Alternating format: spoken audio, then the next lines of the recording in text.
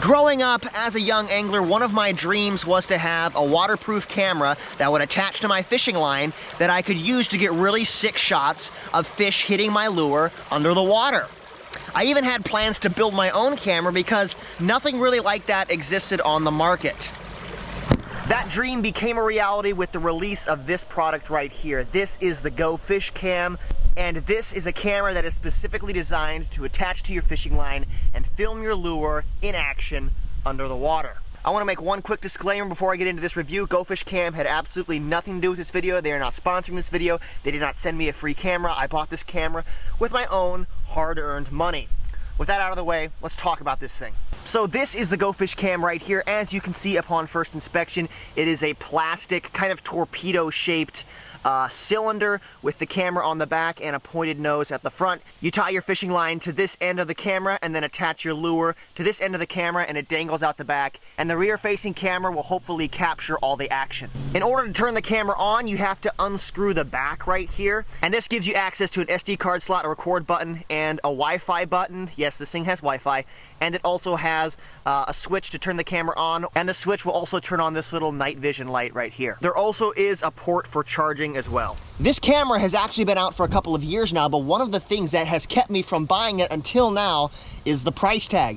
This camera will run you $199 on Amazon right now. Now let me just say this, as somebody who is a camera nerd and as somebody who makes a good part of his living using cameras on a weekly basis, in the world of cameras, 200 bucks isn't that much. For crying out loud, the GoPro that I'm filming on right now will easily run you 500 bucks brand new. However, this GoPro is able to shoot like 5K, and it can do slow motion, it's waterproof, it's shockproof, and the quality is good enough that I'm actually able to use it for just shooting regular videos.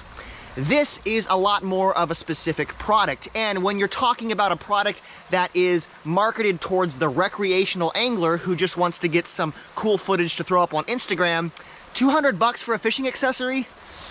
It's a little steep, especially when you're hurling this $200 fishing accessory all over the creation, and there is also the constant threat of breaking your line and losing this thing. So this camera advertises 1080p recording, but I have to be honest, when I first fired this camera up and took some test footage, I was a little disappointed by the quality. As you can see for yourself, the quality of this video is not the greatest. Is it the worst? No. It definitely still is usable, especially if you have really good light, but for 200 bucks, I was expecting better quality. So enough of me blabbling about this camera. Let's actually take a look at what the footage looks like when you attach it to your fishing line and start fishing. Before we take a look at that footage, I want to make one quick disclaimer. All the footage that you're about to see has been digitally processed to increase the sharpness and the detail. So just keep that in mind. The footage that you're about to see is a little bit better looking than the footage that comes straight out of this camera.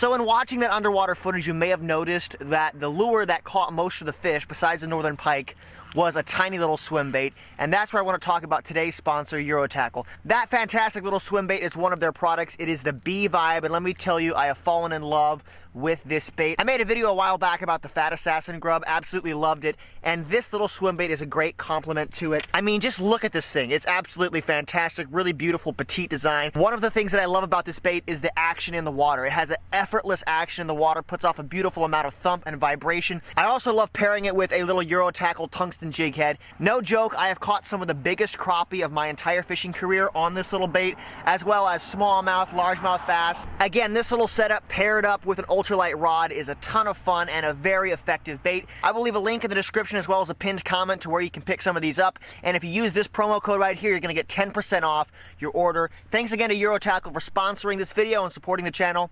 Now back to the review. I'm not gonna lie, guys, I got some really cool footage with this camera, I have to admit. And as far as the camera goes, it does everything that it is advertised to do. You can tie it to your fishing line, you can throw it out into the water, and you're able to capture really cool footage under the right circumstances, of course. You can get some really cool footage of fish coming up and eating your bait, which is awesome. However, using this camera on a fishing line does provide a number of challenges and difficulties that I think you should know about if you're considering buying one of these. This camera comes in at around 3 ounces, and that makes it difficult, especially if you are casting this thing. That's why in a lot of the footage you saw, I was using a really small micro lure because I didn't want to add extra weight. If you were trying to throw like a swim jig and this bait together, that would be quite a heavy rig. But even when I was fishing the micro lure, I still had to use a pretty stout bait casting setup to be able to cast this bait effectively. The second problem I ran into with this camera is the fact that when you put it on a fishing line and throw it out, it makes it harder to detect bites. Because a lot of times this thing weighs more than the lure you're actually using, you usually feel the weight of this and you don't really feel the weight of your lure. So it makes it a little more challenging to detect bites. There were a number of cases where I looked back at the footage and I saw that I had missed a number of strikes just because I didn't feel them. Now with that being said, it is not impossible to detect a strike with this camera on. There were plenty of times where I was able to detect a strike and set the hook, but it definitely does make it a lot more difficult. The next problem I ran into with this camera is the fact that because it adds so much weight, it makes quite a loud splash when it hits the water. Now this isn't necessarily a deal breaker, especially if you're fishing in like a river situation. There was one time where I was fishing kind of fast rapids and the fish did not care at all because there's already enough ambient noise, and generally I found that the fish didn't really care about the splash. However, if you are fishing for finicky fish in really clear water that are sensitive to noise, this is not going to be something that's going to be super stealthy, so keep that in mind. Another thing that I found when fishing with this camera is it's not a very relaxing experience. It's a little bit stressful because hurling $200 around on the end of a line does make for some anxiety-filled fishing trips. Whew.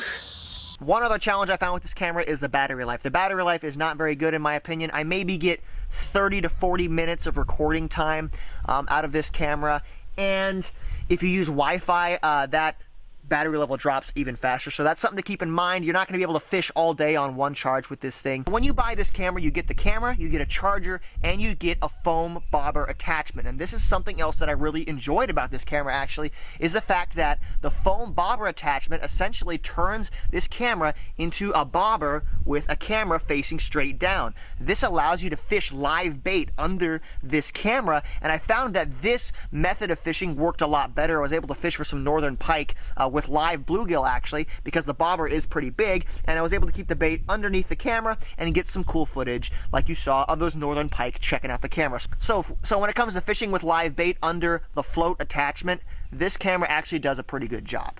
Another thing to keep in mind about this camera is that the lens is made of plastic, which doesn't necessarily sound bad to start with, but I did have one instance where I got a little bit of mud on the lens and I went to clean it off, and the lens got all these tiny little scratches on it. So over time, I could definitely see the lens becoming more and more scratched up. Also keep in mind that the body is made of plastic, and if you hit a rock with it, it will gouge it. I want to talk a little bit about the Wi-Fi function on this camera as well. It does come with Wi-Fi, and it comes with an app. You're able to download the app on your phone, and the camera will connect to your phone via Wi-Fi. I found the app to be really easy to use. It connected very, very well, and you're actually able to preview clips that you've captured on this camera. You're able to save them to your phone, and you're able to live stream through this camera via Wi-Fi.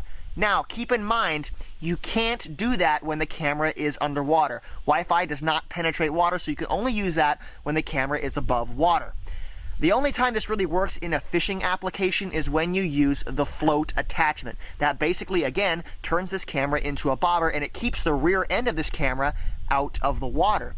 That allows you to still maintain a connection. So in theory, you're able to use your phone kind of as a live monitor to see what's going on with your bait under the float. If your phone is within 5 or 6 feet of the camera, you do get a feed, but once you get farther out than that, the feed is so delayed and laggy, it's borderline useless. So the live feed feature doesn't really work too well when it comes to actually monitoring your bait. So what are my final thoughts on this camera? Well, for myself, I plan on keeping this camera, and I do plan on using it in the future. If you use it in really clear water and you have good lighting and you have your lure framed up just right, you can get some really cool footage of fish hitting your lure. And the footage, again, is usable. So as somebody who films fish and films fishing, this is actually a useful tool that I can keep in my arsenal to use in specific situations. So I'd say this: if you're a fishing YouTuber or a fishing content creator, or maybe you have a lure business, or maybe you're a charter captain and you want to use this tool to get some cool shots to help promote your business or add a little extra spice to your videos, this tool definitely gets the job done when you know how to use it correctly. Keep in mind, it does have limitations. It's not magic. You need to use it in clear water, like I said again. If you're just an average recreational angler who's looking to get some cool footage to throw up on Instagram, it's going to depend on whether or not you want to spend $200 for a fishing accessory. If you guys are interested in picking one of these cameras up, there's an Amazon affiliate link down in the description. You can use that link, and I get a little bit of kickback from Amazon, and that helps me to continue to make more videos just like this. Thank you guys for watching so much, and as always, stay hooked. I'll see you later.